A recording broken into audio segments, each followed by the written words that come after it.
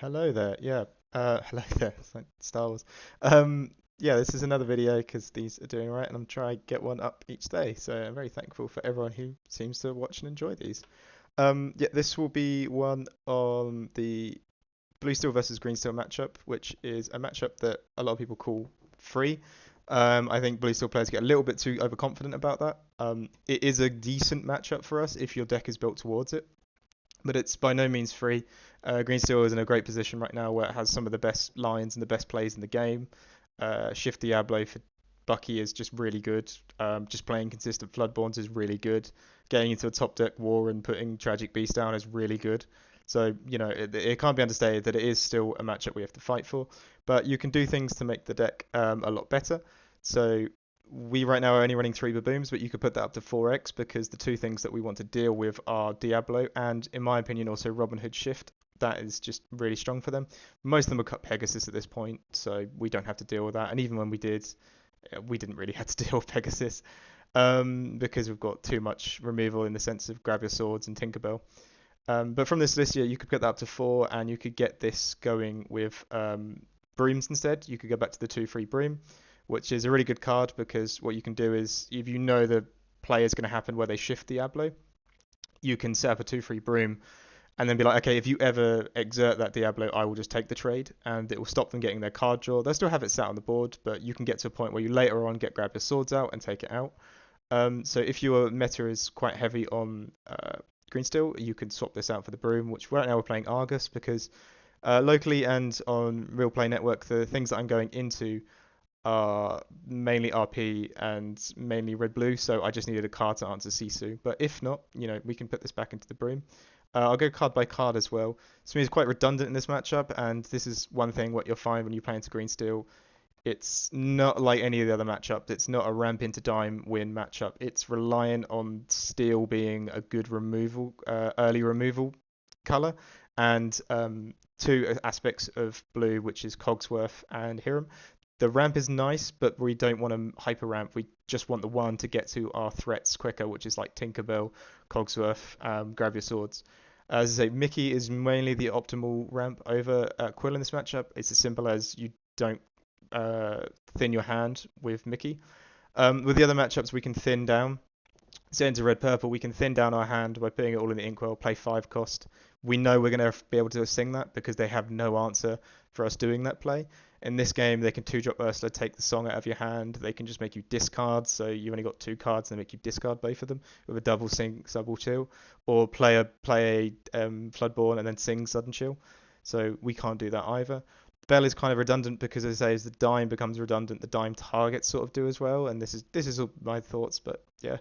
Hiram's great, best card drawer in the game. Most Green Steel players will say they fear it because it's just going to happen, and it's going to give you 2 cards, and then they don't have a particularly good answer for it either. So as long as you get items, you can just consistently draw 2 cards every turn.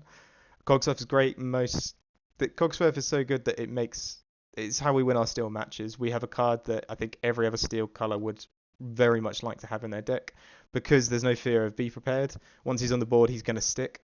I think there is no other way for them to answer it. I mean, it's double grab your swords, Tinkerbell. It's insane plays that have to do to get rid of it. So as long as it doesn't exert, we protect our entire board and we have a 5 cost singer. And you play 2 and your board is just so powerful. Beast is very weak, but as I mentioned before with this card, he is at his best the reason why you can win red blue and win blue steel, or he's just giving your deck item destruction. At his worst, he's a 4/4. So this matchup, he's a 4/4. But sometimes you just need that. It could attack and take out a lot of their board. Ariel's good because she will stick, and they don't play items, so 5. She's going to give you 5 lore if you need it. They also can't Bruno it. They can't do any removal on it. So she's just going to stick and give you 5 lore and be able to sing for you. But 3/4, she's not going to trade much. She's a card you wouldn't be particularly happy to draw. But she's still got some plays there. Tinkerbell is one of the things that most Green Steel players will fear, or just aggro in general. I'm not going to call Green Steel aggro. I'm trying my best not to, but we can. The only play I can say where we want Quill over Mickey is we're saying they're going to hit consistent discard. and we haven't got a Popsicle Hiram, so we're not going to draw very well. So instead of making me discard, I'm going to get the Quill out, ramp down, play a Tinkerbell out as on that turn, and just hopefully they don't Bruno. In set 3, this is a lot more powerful play. We just hope they didn't Zeus. But now with when we talk about Bruno, it just feels harder. You know, they've got more chances of just removing her. But after that point, we play our top decks and hopefully win. But Boom, yeah, as I say, Boom is great. It's going to take out a Diablo or Robin Hood shift. I'd say any other shift target, but Pegasus seems to be gone by now in most decks. So I can't think of anything else that would be great for it. Rise of Titans is quite redundant. It's going to be Ink in this matchup, but also it's a very niche situation where you might want to just Rise of Titans to Hidden Cove.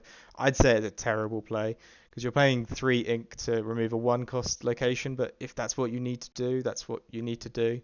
But let's not overthink that play. It's very niche and probably won't be your best line to do in that matchup. So, that's just going to go into Inkwell. It's not that bad.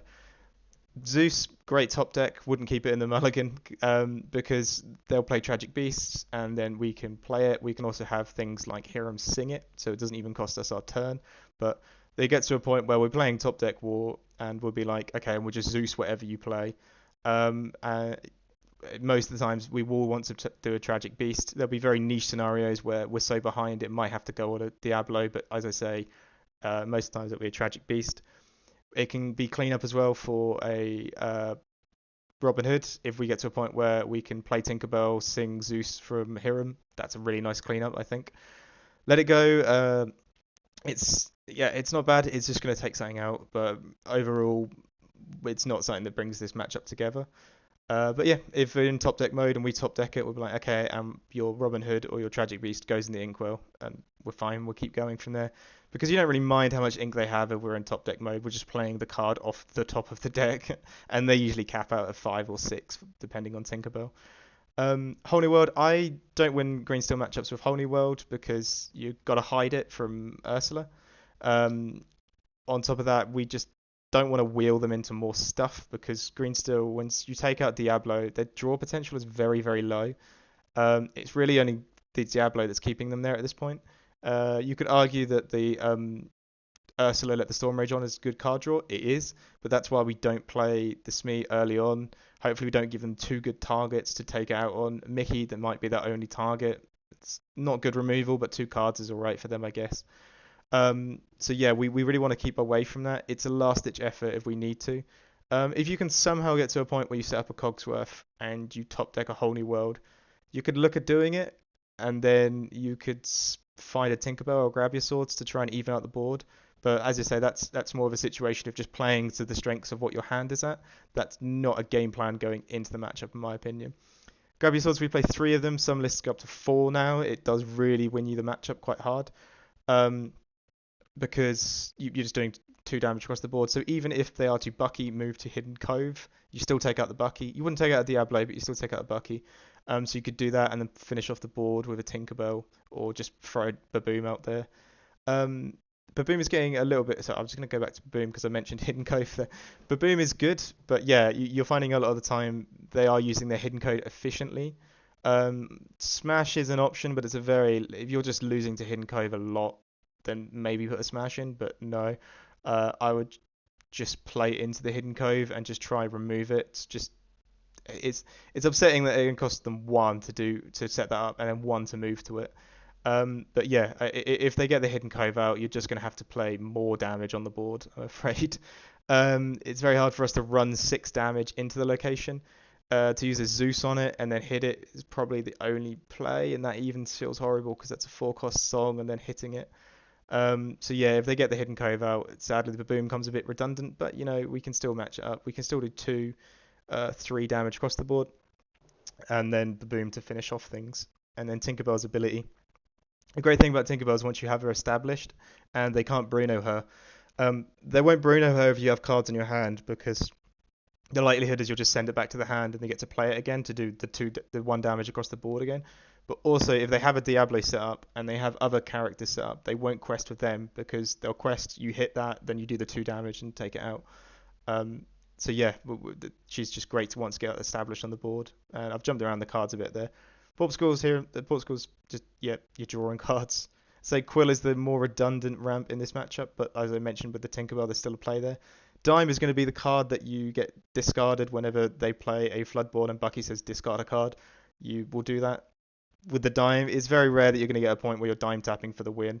Because you're basically just going to be playing top deck mode. There might get a point where you top deck a Dime and then you just Dime tap the things that you play. But yeah, as I say, I think the way to play this matchup is to play the steel control and the aspects of Blue's ramp and this card draw of Hiram. It's not to dime tap win. It's going to feel clunky with you not being able to do things efficiently. In a non-wheel version, maybe you could do it like that, but that's not how I've been winning it. McDuck Mana, of course, it's not for this matchup, so most times it will be ink, but don't underestimate a 9-cost location on the board. They probably won't have an answer for it. They won't run Titans. Running characters into that means they aren't questing. So if you can get to a point where you can efficiently play this card out, it's not a bad play. Yeah. If it's just like they've got 3 characters like a Robin Hood and a bunch of other stuff, Robin Hood, a Bucky, and say a 2-drop Ursula. If you have other options to play and you're like, no, but I'll play the Muktak Mana, that's not going to win you the game. So as I say, most of the time it will be inked, but don't underestimate a 9-cost location on the board. It's going to make a problem for them. And if you could play it out and then play removal on top of that, you'll be gaining 2 lore whilst you're doing your steel removal. So that's nice, but as I said, it's not a play. That's just playing to the advantages of the cards you have in your hand. Cool. I'll do a simulated mulligan for the draw as well. That seems to be the fashion these days. So with this hand on the play, we don't need Aero, we don't need Beast. Grab your swords we want, but we want to protect it, so we have to mulligan it away. No Whole New Worlds, no Mickeys. Hiram is the only card that I'd like to keep here. Just because if we get the Porpsicle, we can play it and we can outdraw their discard until we find answers. So that's not the that's a hand. So we will ink on the turn 1, probably the Tamatur and the Inkwell, sorry. And then we'll come back and we'll have to save the Baboom. It gets a bit tricky here. I'd hope to have drawn a Popsicle or a Mickey, but we haven't got that, so we've got to play to what we have. But yeah, we do have a Baboom for any of the targets we want. Fishbone Call's kind of a bit scary to use because we won't have a Popsicle for the Hiram, but you could use the Hiram on the Fishbone if you wanted to. So you could play it 1 turn, tap down, and then play the Hiram. That's keeping in mind that you have your hand protected, and that gives us 1 ramp, so we'll get to grab your swords 1 turn earlier. That's not a bad play. I'd still say you want to look at the board, see where it's at, see if Baboom, if Sea of Missing Ramp is just basically going to be the better option this turn. If you draw into a Porpsicle, you could, on turn 3, Baboom, play the Porpsicle, turn 4, play the Hiram, and then turn 5, play the Grab Your Swords if it's still around. If not, you can keep drawing with the Hiram and basically hope to play a different threat, like a Cogsworth or something else that's big on the board. But yeah, I think you could manufacture that into a winning hand. But yeah, without the best ideal play would be Popsicle, have a Baboom as an option, Mickey, Hiram, or Grab Your Swords, or Cogsworth. Just something dependent on where the board is at. But if you're taking it blind, yeah, I think Mickey into Hiram, and then we draw options, and then we're like, okay, I need to grab your swords this board, or I need to set up my Cogsworth on this board. Both are good plays. You would love for your Cogsworth to sing grab your swords, but with the threat of 2-drop Ursula, sometimes it's just good to be like, and I'm going to deal with your Bucky. I really like players that commit to 2 Buckies because that means they didn't discard. They'll do a discard, but it's just going to be a bit janky. And then we grab your swords, then we hear them, we win. But yeah, go to on the draw. As I say, this is not bad. I'd get rid of a lot of these things because the Baboom is very vital on this on the draw. But a Popsicle Hiram is also pretty good if they're going to go for the discard route. So I'd look at getting rid of these cards. And it's not a great hand, but it's also not the worst. So yeah, we'd start out by you can ink the Bell or the Titans. The Titans probably is the best to go. As I say, it's very unlikely you'd want to use that on what's it called? On Hidden Cove, but I guess that's still an option. But yeah, I'd say get rid of the Rose of Titans, play the Pop Score out, hopefully get a Baboom. If not, hopefully get a Mickey as well. But if not, keep going and set up the Hiram. If they Song Snipe, they've got 2 choices here. Most will go for Grab Your Swords because, as I say, it's so powerful in this matchup, and most guides and most players will tell you that Grab Your Swords is a really strong card in this matchup. But then that means you're free to use your Zeus, and your Hiram can also sing your Zeus. so that's not bad. You get a free turn of ink to play with, or you can Quest of Hiram, look for more cards, and then just play the Zeus on whatever it is. Um, if it's on the draw, you really need to fight back for the board as hard as you can, so that it might have to go on a 3-drop Ursa, and in the worst case, it goes on a Diablo. Yeah, Diablo having 2 health and playing Zeus on it isn't great, but it's a 3-cost song, the 3-cost character, so it's only 1 ink difference, and needs must sometimes, don't they? Um, yeah, but I think that's going through it all. Yeah, I don't think I mentioned the mulligan strategy perfectly there, so I'm just going to cover it one more time. On the play, perfect would be Popsicle, Baboom as an option. We don't need the Smee out in this game because it's just to let the Storm Rage on target.